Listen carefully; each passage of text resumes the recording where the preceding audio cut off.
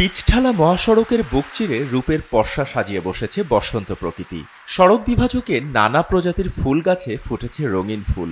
বিশেষ করে ঋতুরাজের শুরু থেকেই সোনালু ও জারুল ফুলের সৌন্দর্যের চাদরে ঘেরা ঢাকা চট্টগ্রাম মহাসড়ক।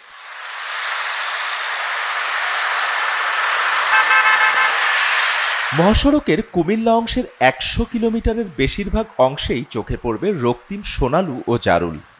ঋতু বসন্তে নানা প্রজাতির ফুলে সেজেছে ঢাকা চট্টগ্রাম মহাসড়ক।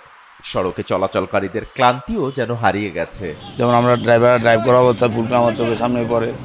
হ্যাঁ, আমরা চালাইতে সময় ফুলগুলো দেখে খুব ভালো লাগে এবং মানুষের মধ্যে আমাদের চোখে ঘুম আসে, কিন্তু আমরা ফুলগুলো দেখলে ঘুমগুলো তো দূর হয়ে যায়। যে গাছ চর্চা করছে, যে গাছগুলো লাগাইছে, এগুলো দেখতে দেখতে আমরা নিজেরাও তৃপ্তি পাই বা নিজেদের কাছেও সৌন্দর্য লাগে।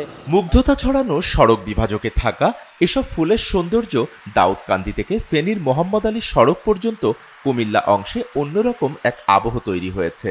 নান্দনিক এর সৌন্দর্য ধরে রাখতে গাছগুলোর নিয়মিত পরিচর্যার প্রত্যাশা জনসাধারণের। সবাই আনন্দিত, এগুলার সাথে এই পরিবেশের সাথে মিলামেশা করতে পারে অনেকে খুব আনন্দিত ভোগ করতেছে। যাত্রী জনসাধারণের জন্য খুবই ভালো।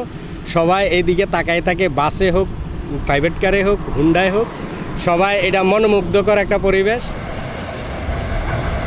দিনে মহাসড়কের সৌন্দর্য বৃদ্ধি আর রাতে বিপরীতমুখী গাড়ির হেডলাইটের আলো নিয়ন্ত্রণ করে দুর্ঘটনা রোধেও ভূমিকা রাখছে গাছগুলো।